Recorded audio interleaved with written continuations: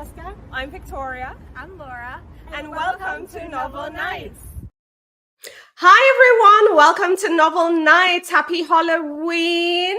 We have a Halloween-themed episode. We're going to be doing scary books, horror books, and we're also going to end by sharing some exciting books you can look forward to in the year ahead. So yes, 2025 books. I mean, you know, we're a bit extra over here. So how are you feeling, Francesca? Happy Halloween. Usually I'm a lot more excited about Halloween, I have to say. I don't think I felt fully in the mood for any festivities this year, but it was still nice to like get my Halloween stuff out. So there's that. Laura is back home. How does it feel? And how are we feeling with Halloween? It feels good. I am a Grinch. I'm not dressing up. Don't have trick-or-treaters. I'm just gonna be like an angry cat lady. At least minus a cat. So, but yeah, I'm back home after a couple weeks from being in Puerto Rico. I left after the hurricane, and it's been nice to just be back. But it's literally I just got back 24 hours ago. So lots of just getting things back in order. Yes. Yeah. For sure. Well, this is a live show, everyone, and it is Halloween. So, hey, I might be the person dipping out because I had my first 2 waves of trick-or-treaters before I hopped on here. So, hey, you know, if I have to dip, have some candy to give out. So, anyways, we will be doing horror books today. We will be sharing some classics, some new books, and a wide range of other books as well. So it's really, really exciting. I'm going to kick things off first, and Fran is going to share some recommendations, and then Laura. So, okay, let me queue up some of my books. So, of course, in true Victoria style, I'm starting with the classics, okay? So the horror classic I feel you have to read is Frankenstein by Mary Shelley. Now, technically, this is like science fiction meets horror. And, you know, this book is so old. This cover that I'm sharing is the original 1818 text. And in my opinion, Frankenstein is a tale of ambition. It's a tale of creation and creating life, and just the consequences of what happens when we try to play God. So just in case you haven't read Frankenstein, it is about Victor Frankenstein, who is a young scientist, and he discovers the secret to reanimating life. So essentially, he creates this monster by stitching together parts of corpses. He does his thing, and it comes to life. Now, you might think that Frankenstein is just, you know, this mindless, and emotionless creature, but no, he's actually very intelligent. He's also very tormented. And we see, you know, the monster actually questioning, hey, why am I here? Who made me? And then we also see him seeking revenge on Dr. Frankenstein, his creator, for essentially abandoning him. So in Frankenstein, it's more than just, you know, the OG science fiction horror story. It also explores themes of, again, isolation, guilt, what happens when you have unchecked ambition, but also who is the monster? Is it the, you know, the actual monster itself, or is it the creator? So it's a question of, is the creator the monster, or is the actual creation? So I think those are the questions that, you know, makes this book still resonate today. So I could not talk about horror books and not talk about Frankenstein first and foremost. So there you have it, Frankenstein by Mary Shelley. If you want more classic horror books, I have a classic horror episode on the channel for 13 Nights of Fright. So check that out if you want more classic book recommendations. Okay, the next book is another kind of classic, right? This is the classic vampire book, Salem's Lot by Stephen King. If you've been keeping up with pop culture, you know they just had a new adaptation on HBO Max. Again, I'm just going to say, because I did review this on the channel, so I have a review video of the movie Salem's Lot. I also have a video about what the film and the book did different. So what the movie did different from the book, essentially. So both those videos are up on the channel. But I'm just going to go out and say, if you are expecting a true adaptation with the 2024 HBO Max version, don't watch it. You're going to be disappointed. But if you just want something light to watch during spooky season, highly recommend.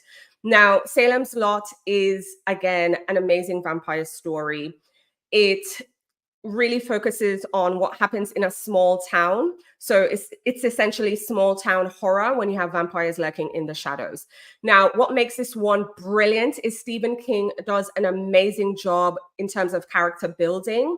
And you can tell he has a love for the OG classic vampire novel, Dracula, because you see all the classic vampire tropes in Salem's Lot.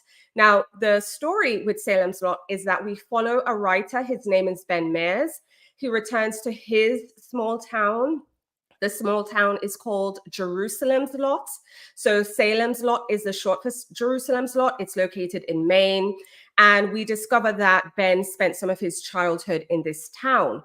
Now, he's there to work on his new book, do some research, But as soon as he arrives, he realizes strange things start happening. People start to disappear. And he realizes something evil and sinister has taken root in the town. We realize it's an ancient vampire named Barlow. And again, Stephen King does an amazing job at giving us in this book all the classic vampire tropes that we know and love. So you're going to learn more about this vampire named Barlow, why he is there, what starts to happen. And we see how this small knit community just becomes taken over by essentially an ancient evil vampire. So again, Stephen King does what he does best, give us amazing characters, just lots of terror, lots of dread. And I just love how Stephen King can turn a regular place, just your everyday small town, into something that is just incredibly terrifying. This is also a slow burn horror. So, you're going to take your time with this one. Lots of tension, again, unforgettable characters. And in my opinion, some of the most terrifying vampire moments you'll ever find in a book. So this is one of Stephen King's best books, hands down. I also recommend it as a great starting point to King's work as well. So if you haven't already, check out Salem's Lot by Stephen King. And if you're interested in adaptations, check out my adaptation review video as well. I'll put a link in the video's description so you can check that out. Okay, so we're done with classics. Now I want to go to contemporary. And this book is a book that I have to tell you, I started reading it and it was late and I had to wait till daylight to finish it because I'm like, there is no way I'm going to finish this in the night and have a good night's sleep. And the book I am talking about is A House with Good Bones by T. Kingfisher. This is haunting in all the best ways. Again, I could not finish this that night. I had to wait till morning. It's a Southern Gothic. It's perfect for readers who love their horror, with also a touch of family secrets and dark humor and that kind of vibe. So this novel follows our main character. Her name is Sam, and she is returning to her mom's home. This is set in North Carolina, and she's planning to be there for an extended visit. Now, when she gets there, she's expecting to find this cozy, but also chaotic kind of cluttered home that she's used to because that's the kind of home she grew up in. But instead, when she shows up, the house feels completely off. The place is completely clean. It's very sterile. And her mom is kind of on edge. And then it doesn't help that we have vultures circling in the backyard in the garden. Now, our main character, Sam, she goes digging around. She finds a jar of teeth buried beneath the rose bushes. And she realizes, hey, there's something really off into this place. So obviously now she's starting to dig into, why is her mom this way? Why are vultures in the backyard? What's up with this, jar of teeth and just all this strange behavior? And what she discovers is something incredibly dark. There's lots of twisted secrets and just stuff, I will just say, should have stayed buried. So this book is very atmospheric. Again, great family horror. There is some unexpected humor. I love quirky characters and we get that, but trust me, don't be fooled by that. There is a sinister terror lurking in this book. It's very palpable. So if you love a Gothic atmosphere, Southern fiction, you're looking for a horror as well, I highly, highly recommend House with Good Bones. And don't say I didn't tell you, read this one in the daylight. So even if you start in the night, you're going to want to finish when it's light out, just so you can kind of feel a little bit more safe. Now, I have another kind of like haunted house kind of book because I'm a girl who loves, a dark haunted house kind of vibe. So I want to recommend The Spite House by Johnny Compton. Now, this one really infuses the supernatural into the horror. So if you love your haunted houses, you know, with the supernatural, you're also going to get gothic flair in this one, and you're also going to get emotional depth, then I think the Spite House is really good. Now, the Spite House, in this one, we follow a father, and he's on the run with his 2 daughters. All you need to know, he's running away from a very dark and mysterious past, but he stumbles upon this job, right? It's a caretaker job, and it's at one of the most haunted houses in Texas. So again, that's the job description. You need to be a caretaker at this place. It's very haunted. In his mind, he's like, okay, this is a great opportunity for my family and I to settle down, especially because there is a huge payout at the end. The whole trick, I guess you could say, or the catch rather, is that you get this big payout if you survive, right? And this house has a history of driving the previous caretakers in, you know, this house's employ, you know, off their rockers. You know, they're a bit mad. So, but the job description, caretake of the place, but also document the paranormal activity inside. So this is where you get the supernatural elements in there as well. So this isn't your typical haunted house story, because the house itself, as you can imagine, if it has all these supernatural things, it has its own secrets and its own backstory. And what we find out is the dad, the new caretaker for this place, he might have some possible links to some of the dark forces at work in this place. So anyway, we see him settle in with his daughters. We see him desperate to want to uncover the secrets at the house. So he's trying to protect his daughters. He's trying to rough it out. And essentially we see just what happens when also shadows from his past come to the forefront. So this is kind of like a slow build psychological horror with haunted house vibes. Trust me, the ghostly encounters bit, very terrifying. So yes, highly recommend The Spite House by Johnny Compton. Okay, next up is more of a haunting thriller, and it's set in a Native American community, and it's plagued by mysterious disappearances. So this one is kind of rooted in, you know, just some reality of like real life. So this story follows our main character. Her name is Anna. She's a young Native American woman working as a housekeeper at her reservation's casino. Now, while there, you know, she's doing what she has to do. She's working her job, but she's also determined to kind of find out, why are there so many women, local women, that are just vanishing, including her sister? So she has vested interest because obviously her sister is part of the missing women in this community. So anyway, as she really starts to dig deeper into her community's history, she realizes there's lots of supernatural forces tied to what is happening. She also realizes it's linked to some cultural things, but also generational things as well. So essentially, we get a horror story that's rooted in reality. It's very heavy on the suspense, and it just revolves around the real problem that exists with missing Indigenous women. Again, this is very heavy on the psychological aspects of the hauntings, so to say. So yeah, this is a horror thriller suspense story that is very rooted in Indigenous life. But it is such a good read, but again, also very haunting. So definitely want to shout out Sisters of the Lost Nation by Nick Medina. Now, my last book is actually like a trilogy. So I will be sharing the Indian Lake Trilogy by Stephen Graham Jones. Now, Stephen Graham Jones is another Native American author. So Nick Medina is also Indigenous author. So next up, Stephen Graham Jones. He has done some incredibly beautifully done haunting horror novels as well. Now, this book, My Heart is a Chainsaw, is the first book in the Indian Lake Trilogy. Now, to give you a backstory on the trilogy, the entire series is essentially following this Native American teen who is obsessed with slasher films. So if you love a good slasher film, I think you'll really enjoy this one. The difference is, so this girl is really obsessed with these films, but now she finds herself trapped in a real life horror story in her small town. So essentially, that's the premise for the series. So the first book in the series is My Heart is a Chainsaw. And in that one, we meet our main character, really get to know her. And we realize how the town becomes the setting for essentially a real life slasher nightmare.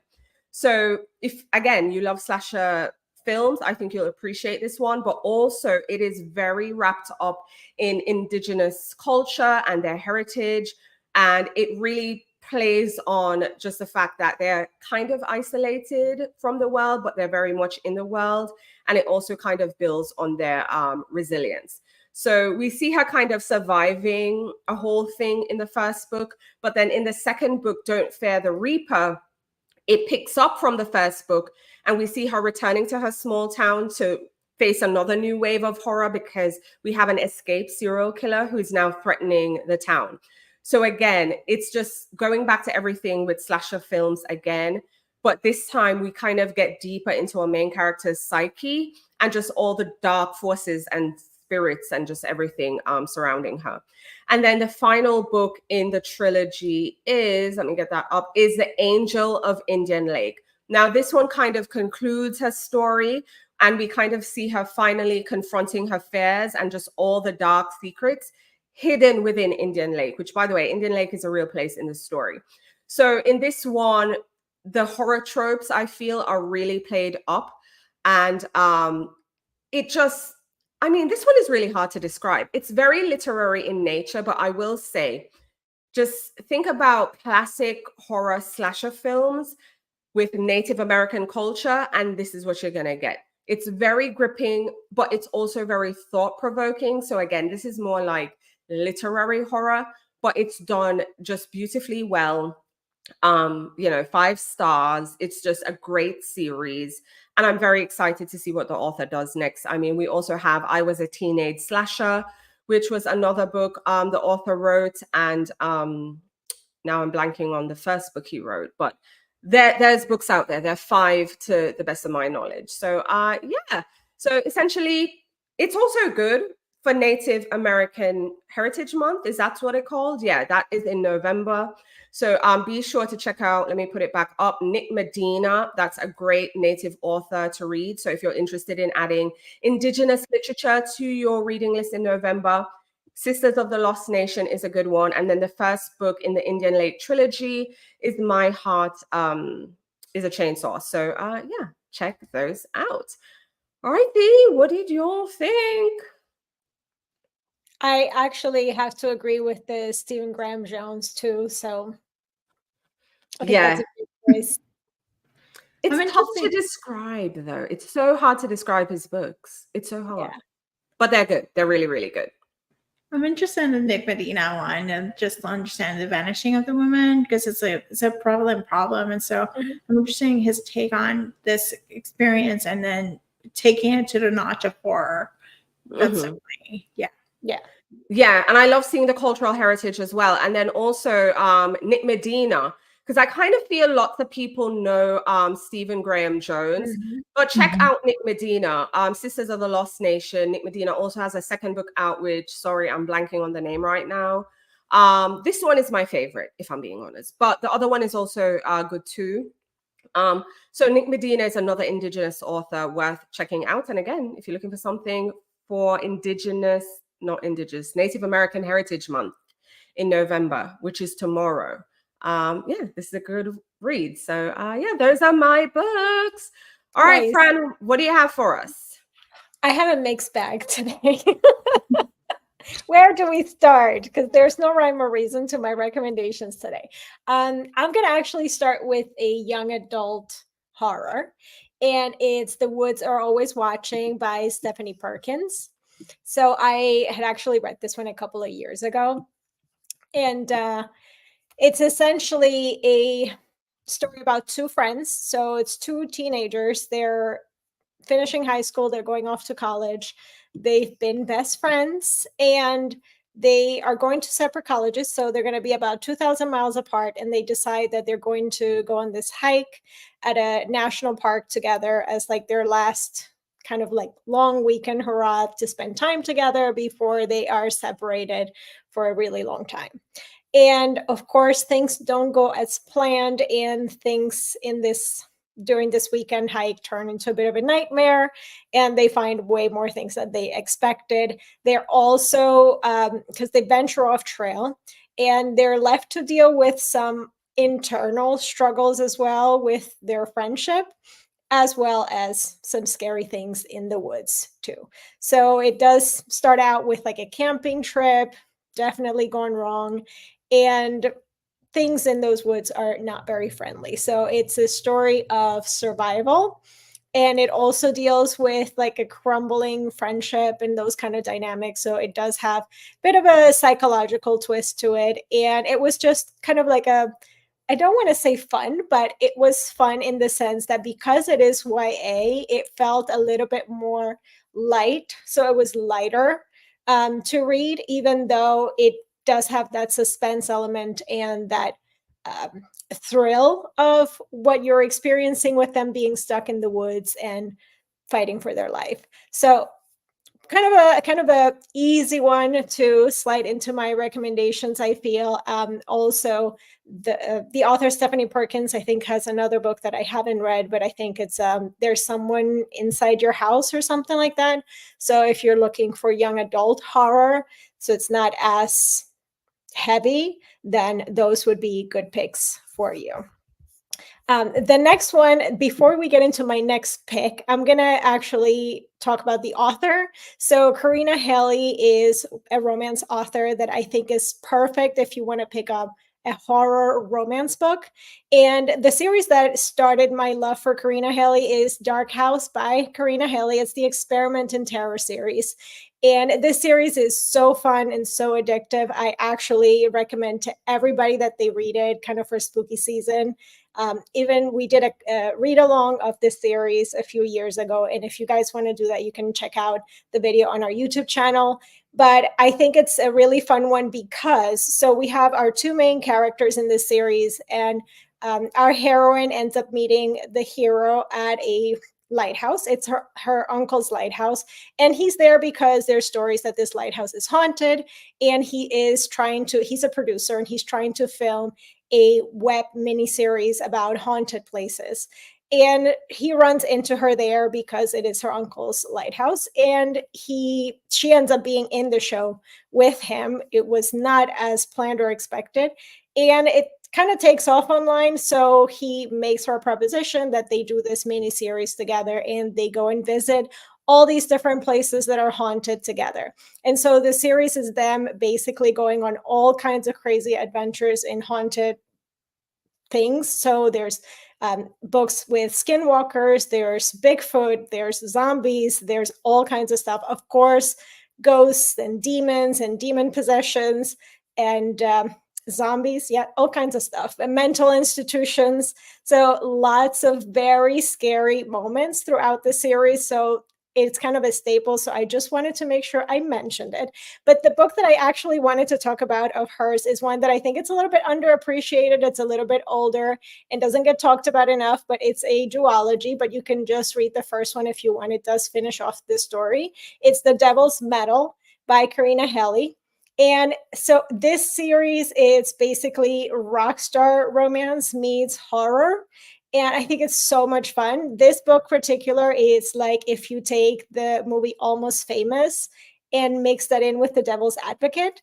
So our heroine is a young journalist, music journalist, and she gets the job of a lifetime. She's going on tour with her favorite band, and she's going to cover the tour, travel on like on the tour bus and all of that stuff. And her goal is to get an interview at the end of the tour with the elusive guitarist in the band. He's very grumpy, mysterious, all kinds of stuff. But as the tour goes on, there's very creepy things that start happening. And she realizes that there was definitely more to the band and maybe the success of the band than she thought was possible. The manager of the band is also extremely creepy and weird, and all these things start happening on tour with the fans, and there's just very suspect things. And that kind of tells her that maybe the success of the band was not just a fluke, and it was more of a deal that they might have made with the devil. So if you like 70s rock vibes and mix in with the horror, and definitely some great chemistry between the two main characters, the guitarist and our music journalist, then this one is a really fun one and kind of like a unique take on horror romance that, I think it should be talked about more because it was a lot of fun. The next one that I'm going to talk about is technically, I don't think it's a horror romance, but I know it's categorized as such, and it's Satan's Affair by H.D. Carlton. Technically, this is a novella, and it is the start of the Haunting Adeline series, which does go into stalker romance territory. But in this particular story, there is no romance. So it's more of like a traveling carnival that opens up on Halloween, and our heroine works, well, she doesn't officially work. She hides herself in the haunted house of this carnival during Halloween. And her job is that she feels that she is in charge of purifying evil, and in order to send evil back to Satan.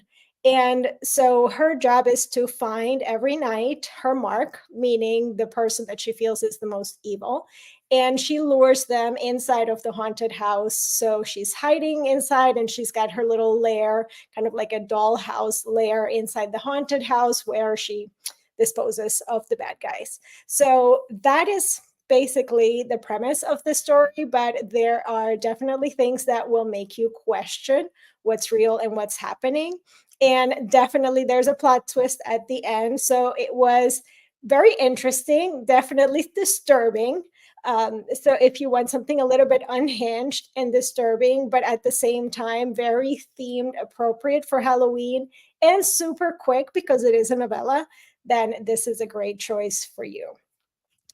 So the next one that I have is Thicker Than Blood by Madeline Sheehan and Claire C. Riley.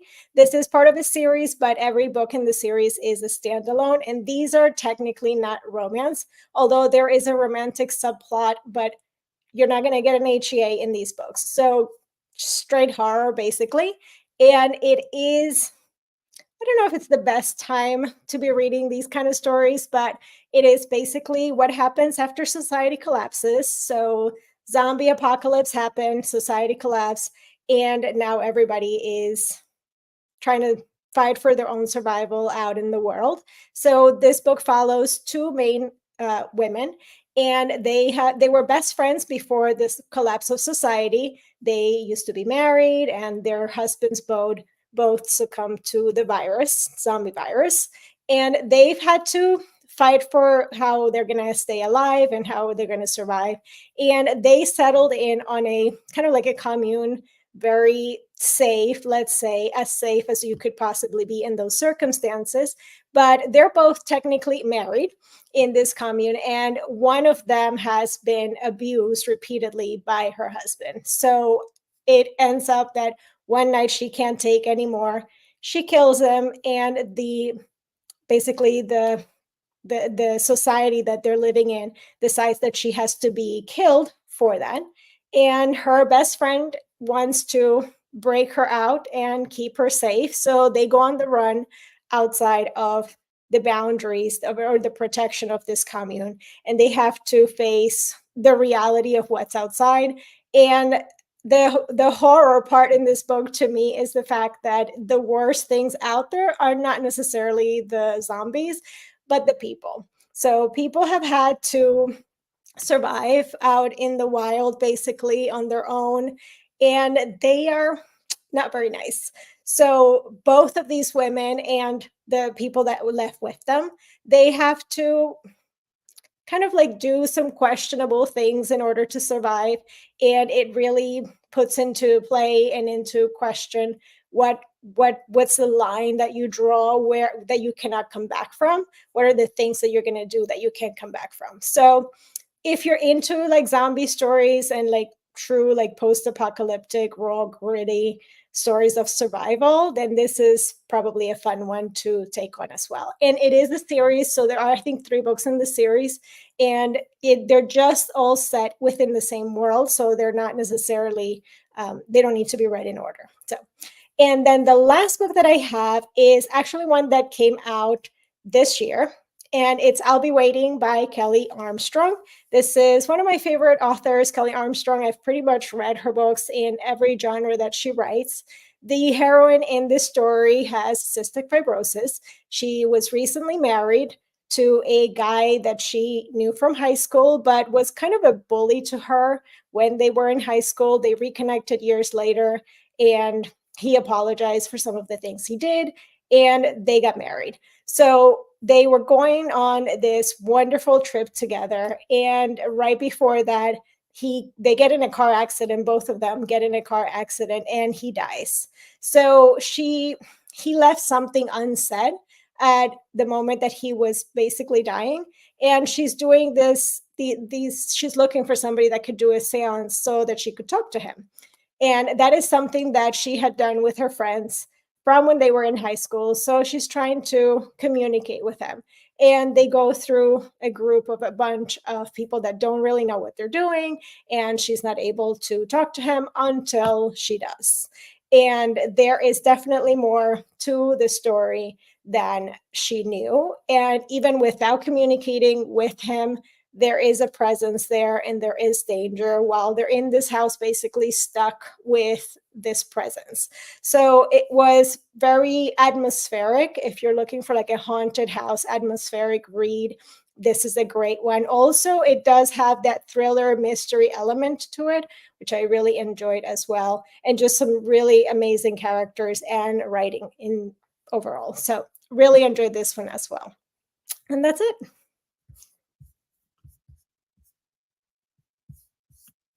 The book did not want to go away. It shouldn't. It's good. But also, I actually read that one, I'll Be Waiting, and I really enjoyed it. The Woods Are Always Watching, the first one. I was like, okay, that's good. But I am very interested in Thicker Than Water, though, or Thicker Than Blood. Thicker Than Blood. Yeah. Yeah. Humans are trash. Are you surprised? No, it's like women. That's why I said I don't know if you want to be reading that right now, because as you're reading that, I'm like, oh shit, that could happen. Like this. No, but here's the thing: women are willing to take a chance in the woods with the bear, okay, than with men, than with humans. So the fact that the zombies are kind of the good guys in this one, and the humans are trash. I mean, they were not good guys, but the humans were worse. Yeah, that's what I'm saying. It's like, again, the bear isn't a good guy either. The bear's going to rip you to shreds. But the thing is, who are you going to take a chance with? Well, here's like, yeah, I'll take the zombie. Take the zombie. That is the literal definition of that book. I'll take the zombie. It's okay. Facts. Okay, so Laura has some new books. I've been spying them as she's been queuing them up, and there are a lot of house books that I like. So I'm excited. Laura, what do you have? So, as you probably are aware, I probably don't read a lot of horror. If you're surprised, I read a lot of rom-coms, a lot of cozy, a lot of mysteries. The most I can do is psychological thrillers. I read a couple horrors. I did read the Stephanie Perkins one. That was great. But for the most part, I have nightmares, I have night terrors, I got the sleep paralysis. I don't need to add it into the stuff. Yeah. So I have recommendations from books that came out this fall, as well as some books that are coming out in 2025. Just a mix of the genre. There's historical, there's Southern Gothic, there's like vampires, and everything in between. So the first book I want to talk about is The Haunting of Moscow House, which is a historical Gothic horror. It's set in post-revolution Russia in 1921. There's two sisters who are noble, who their house was overtaken by the Bolsheviks after the revolution. And the house there's some ancestor spirits, and they have feelings about how things are going. And it's atmospheric, it's Gothic, it has the idea, it's historical, and it seems to be interesting. So it's that Haunting of the Moscow House, and I'm not sure how to say her name. So that's the author. The author will be in the show notes, but that's a picture. So that's the first one. The second one that I want to talk about is So Thirsty by Rachel Harrison. This came out this fall. It's about Girls Weekend. Yay! Oh, and vampires. And it's not the cutesy vampires that we see in Twilight. It is a little bit more horror vampires, but this is a romp of like a horror romp. Like if you're thinking of vampires and fun and just kind of like just twists and turns in a girls' weekend, So Thirsty by Rachel Harrison might be the way for you. So the next one is I think, do I have this one? Oh, This Cursed House. Yes, This Cursed House with Del Sandine. This came out this past month. It's pitched as Mexican Gothics meets The Vanishing Half, in this Gothic horror debut about a young Black teacher who accepts the job of a mysterious family only to discover the dark truth. They're cursed, and they think she can break it. So imagine that you're just like hired, you're like, I just want to do a job. And it's like, oh no, you're supposed to break the curse. And so she's coming from up north. It's set in New Orleans. It's a whole haunting thing. It's supposed to be like just take you for extremes of the house and the curse that's happening. So that's This Cursed House by Del Sandine. The next one is The Queen by Nick Cutter.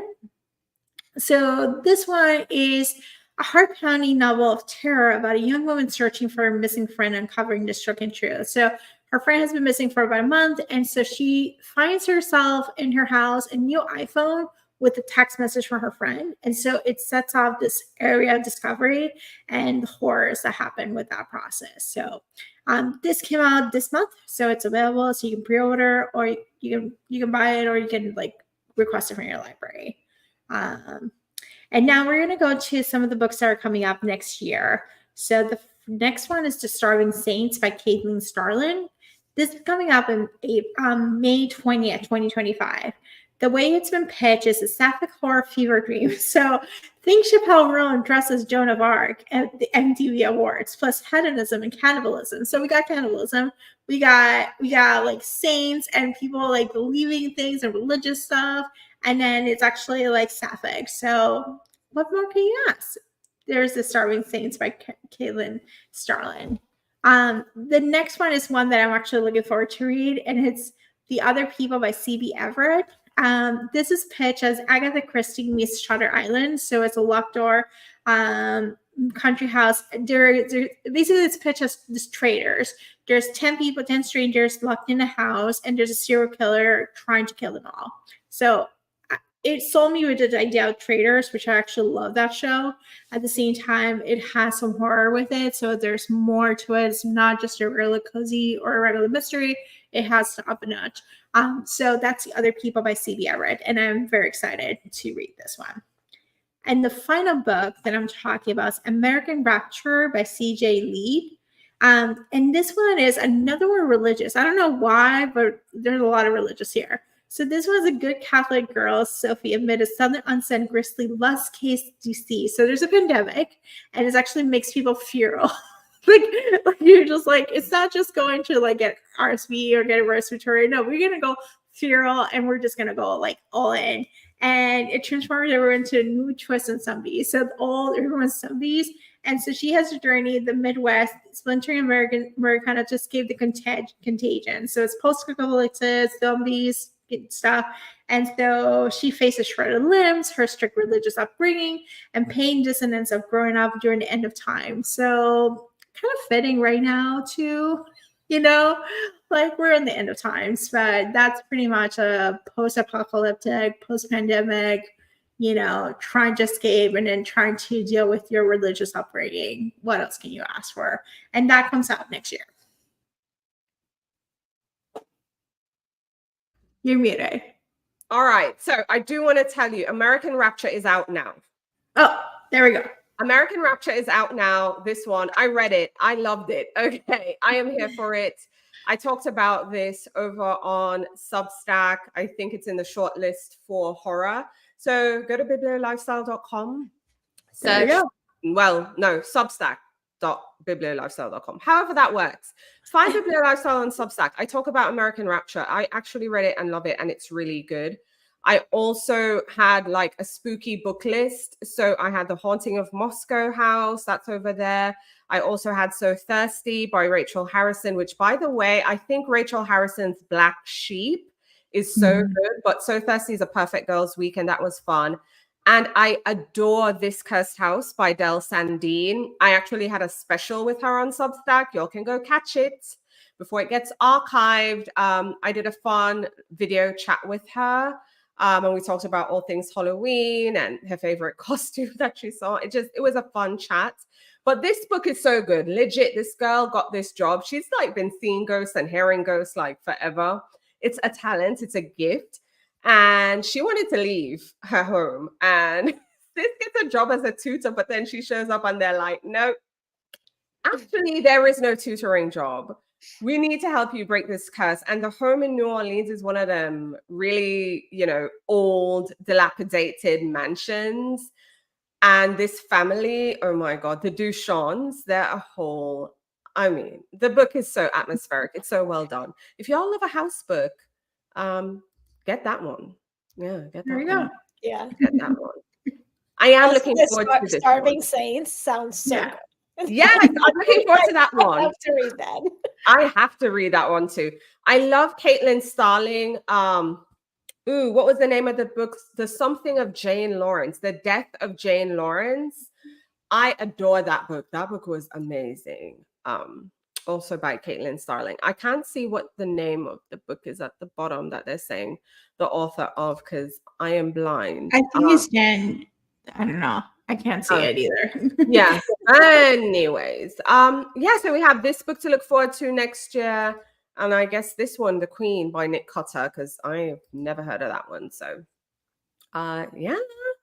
But lots of exciting horror books to look forward to. Again, if you're looking for more books, check out our blogs. The links are in the show notes. We're also on Substack where we're talking about more of these things. Again, I have a whole post on these haunted house books. So head over to Substack before the post gets archived. All right. But yeah, I think that's it. Is there anything else we are missing? No. Okay. Well, let's talk about the next upcoming shows. Okay, this is telling me I need to remove something from my studio so I can share what we're doing next week. It is still not doing it. All right, can you all remove some stuff from the studio, please? And I just removed everything. thank you. All right, here we go. So these are the shows that are up next. So we just did the horror reads today. Happy Halloween, everyone. Next week is our gossip sesh. Okay, there's lots of bookish tea out there. Speaking of which, I shared some Native American fiction out there, and there's some drama surrounding that as well. So we're going to talk about that. That's just a teaser of one thing, but there's lots of things from authors behaving badly to pop culture things to, news reports. And just everyday gossip, we'll be talking about that. So tune in next week, again, 7 p.m. Eastern time, 7 p.m. New York time, depending where you are, if you love a good gossip sesh, because I for sure do. Next up, the following week, we'll be doing our holiday gift guide here. So we'll be sharing gift ideas and recommendations, depending on what you're interested in or what you're looking for. What is your giftee interested in?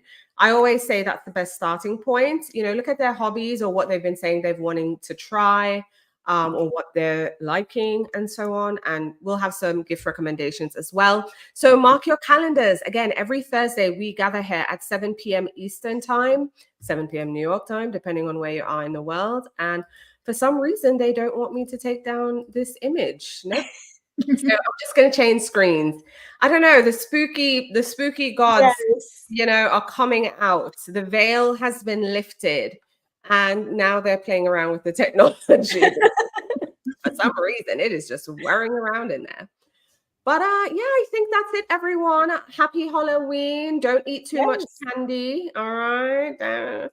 I'm guilty of that every year, and we're looking forward to seeing you all next week. Yes. Hey, everyone. Bye.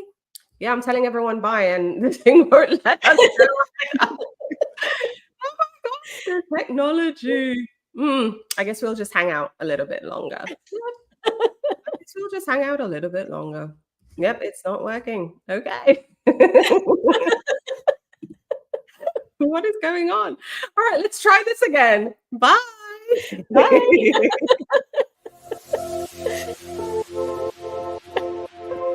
We're still here.